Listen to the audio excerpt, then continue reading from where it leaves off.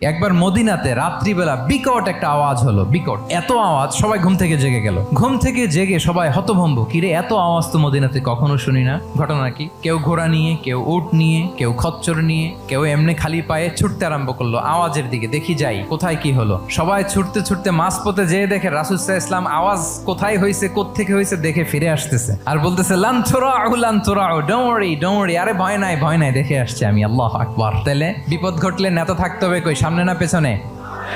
রাসূল সাল্লাল্লাহু আলাইহি ওয়াসাল্লামের এরকম দুর্দান্ত সাহস ছিল, অত্যন্ত সাহসিকতার অধিকারী তিনি ছিলেন। আমি গল্প শুনছিলাম যে এই চট্টগ্রাম বিশ্ববিদ্যালয় থেকে 2 জন শহীদ হয়েছে, এই যে 5 আগস্টে, এই যে জুলাই আপরাইজিং, এই যে আমাদের তরুণরা তাজা রক্ত দিয়ে একটা চেঞ্জ এনেছে, এটা তো তাদের সাহসিকতার বহিঃপ্রকাশ, ঠিক কিনা? Abu Sayed is the icon of courage of Bangladesh. এই যে বুক টান টান করে যে হাত দুইটা প্রসারিত করে দাঁড়ালো, আল্লাহু আকবার। গোটা বিশ্ব এখন তাকে আইকনিক ফিগার হিসেবে মেনে নিস, গোটা বিশ্ব তাকে চিনছে, তার জন্য দোয়া করছে।